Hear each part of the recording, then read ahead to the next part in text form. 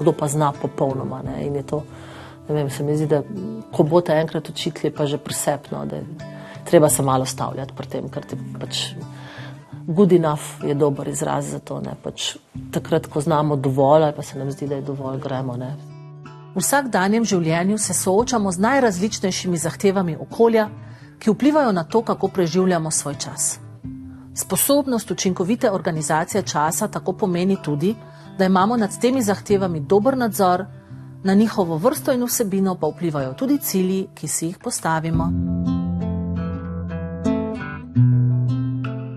Z vidika učinkovite organizacije časa bomo v tem modulu na cilje pogledali nekoliko širše. Da bi pridobili nadzor nad različnimi zahtevami našega okolja, je dobro, da najprej analiziramo, katera so tista področja, ki so za nas pomembna, ter kakšne cilje si v kontekstu vsakega področja postavljamo. A je kdo mogoče beležil svoje aktivnosti v obliki kakšnega dnevnika ali pa kaj takšnega? Ja, jaz sem si pisala v svoj plenarček, se pravi eno tako beležkico, kdaj sem kaj delala. Sem ugotovila sama pri sebi, da je ful odvisen od tega, koliko imam čez dan na voljo časa, koliko imam pol še, ne vem, svoje službe, pa faksa, pa izpitov, pa vaj. Vsega tega in sem ugotovila sama pri sebi, da je res, dopoldanske ure so zame tako sem najbolj produktivna. Pa res tudi to, da si zastavimo tak cilj, da ga bomo lahko izpolnili. Za študente, športnike in glasbenike so tako recimo pomembni študij, šport in glasba, poleg tega pa lahko še osebno, finančno, prostočasno, družinsko področje ali področje medosebnih odnosov, ter druga, ki so za posameznika relevantna. Pri določanju svojih pomembnih področji si lahko pomagamo tudi z analizo vrednot in potreb, predstavljeno na začetku tega modula. Svoje aktivnosti in interese skušamo čim bolj učinkovito razporediti po izbranih področjih, ki naj jih ne bo preveč, recimo nekje do 5.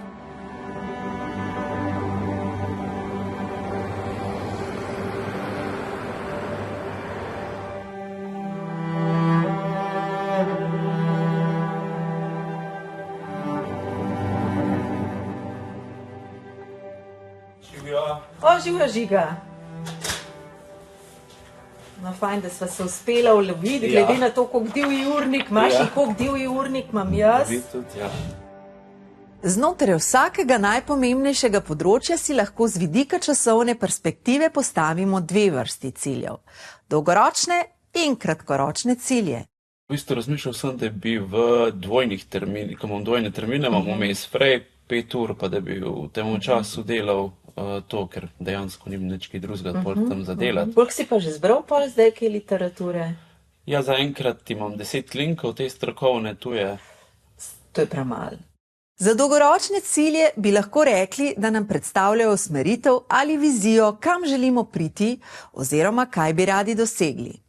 Navadno jih imamo na vsakem pomembnem področju manj, enega ali pa mogoče 2. Treba se zorganizirati, postaviti časovnico in biti pri tem tako discipliniran, kot znaš biti v muski. V muski ni problema, ko pa pridemo sem, pa sej bomo. Kratkoročni cilji pa predstavljajo korake, ki vodijo do zastavljenega dolgoročnega cilja. Delijo se na cilje, ki jih bomo dosegli ta mesec, naslednji teden, danes, v tej uri in tako dalje. So izjemno pomemben motivator, saj nam pomagajo pri sprotni evalvaciji uspešnosti ter nam s tem omogočajo, da načrt doseganja ciljev po potrebi tudi spremenimo ali prilagodimo. Posamezniki, ki se na poti do končnega cilja postavijo vmesne, lažje in hitreje dosegljive cilje, ki jim dajo pozitivno povratno informacijo, imajo višjo motivacijo in vidijo pot k končnemu dolgoročnemu cilju kot jasno in dosegljivo. Ga umestiš vsaj 2 uri na dan, ki bosta namenjeni pisanju magisterija. Drugače, ker to toliko hiter mim. Ja, mislim, se moram zorganizirati, da to sprovedemo skozi. Ja, to piko na i na konc je enostavno treba narediti. Pomembno je, da tako dolgoročni kot kratkoročni cilji ustrezajo lastnostim učinkovitega postavljanja ciljev, ki naj sledijo modelu SMART. Torej naj bojo specifični, merljivi, dosegljivi, relevantni ter časovno opredeljeni. Podrobnejšo teorijo o postavljanju ciljev po SMART modelu lahko najdete v prvem modulu psihološke priprave na izvedbo. A je še kdo drug kakšno metodo, kakšno drugačno uporabljal? Ja, jaz pa v bistvu metoda 1-3-5 mi ni najbolj odgovarjala, tako da sem se pa odločil za metodo 3-3-3, kjer sem pač na začetku imel 3 večje naloge, potem 3 srednje, na koncu pa 3 enostavne in mi je to veliko bolj odgovarjalo, lahko sem si lepo razporedil čez dan delo in tudi večinoma sem se naloge izpolnil.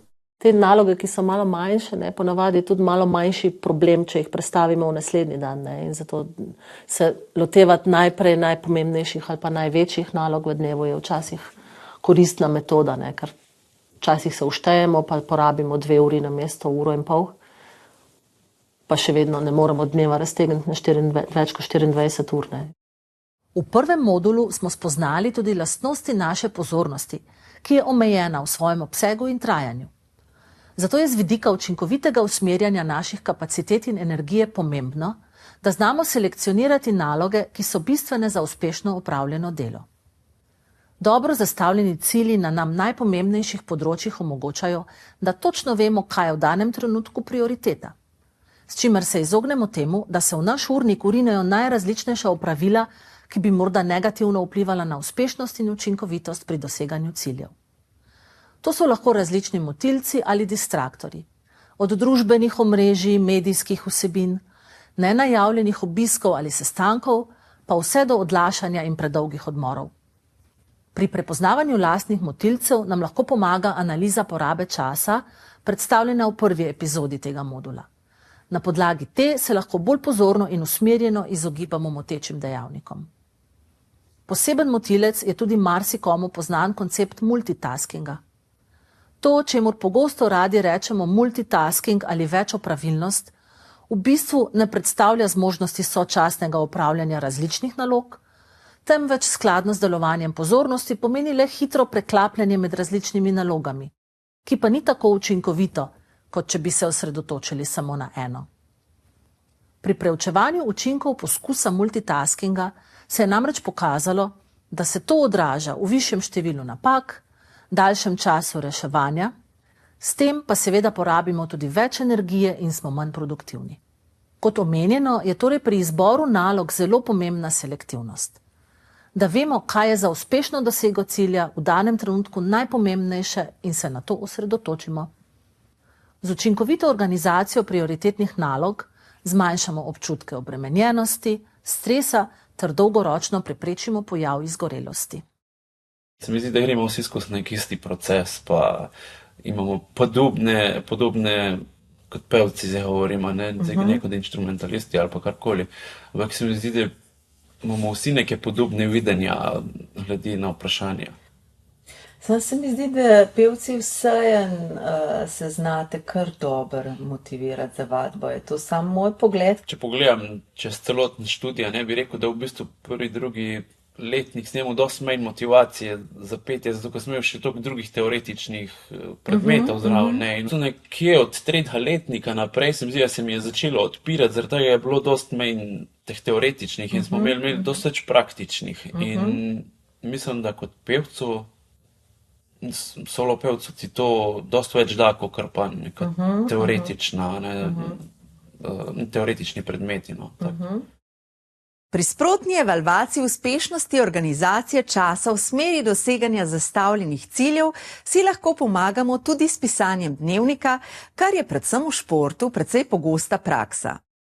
V nasprotju z dnevniki dogajanja je športni oziroma glasbeni dnevnik namenjen beleženju treningov, vaj, nastopov, tekmovanj, posebnosti in drugih zadev, ki so pomembne za uspešno izvedbo. Športnik ali glasbenik bo tako lahko natančno preveril, kako je treniral ali vadil, naprimer v januarju prejšnjega leta, vedel bo, kakšna sta bila obseg in intenzivnost treningov ali vaj, spremlja pa lahko tudi trend svojih rezultatov na tekmovanjih in nastopih skozi čas. Če je v dnevnik vključena tudi analiza nastopov, lahko primerja kakovost izvedbe in preveri, ali je popravil svoje napake. Kaj vse bo v dnevnik vseboval, moramo natančno določiti, preden ga začnemo pisati.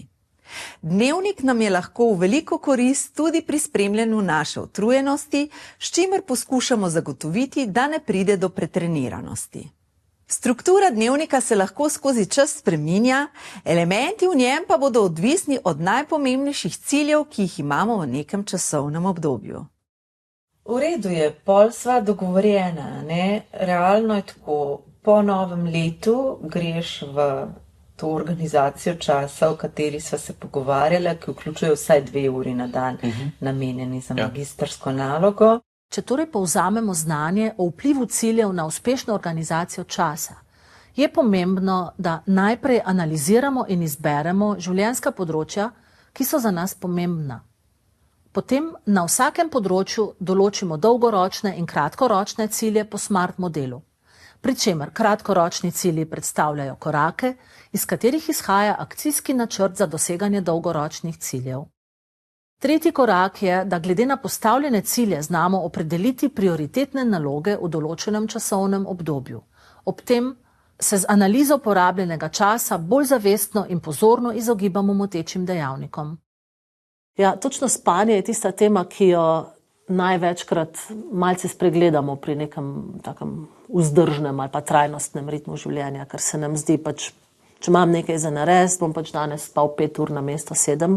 Na koncu si pri evalvaciji uspešnosti ter analizi skozi daljša časovna obdobja lahko pomagamo tudi s pisanjem individualiziranega športnega ali glasbenega dnevnika.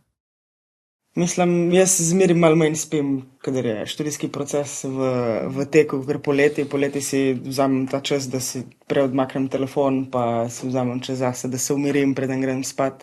In se tudi ful poznam, sploh za drugi dan sem se lažje zbudila zgodaj, kot drugače nisem neki jutrni človek, pa pol delala stvari za naš projekt in sem bila dosti bolj motivirana, ko sem bila naspana. Hitreje zaspim, pa lepše spim celo noč, pa sem dosti bolj produktivna pol drugi dan, tako da to se ful poznam. Dobro postavljeni cilji so torej bistveni za učinkovito organizacijo časa, ter s tem vplivajo na zmanjšano doživljanje stresa, se povezujejo z višjim zadovoljstvom v življenju, občutkom smisla in usmeritve, ter tako pozitivno vplivajo na našo uspešnost na različnih področjih.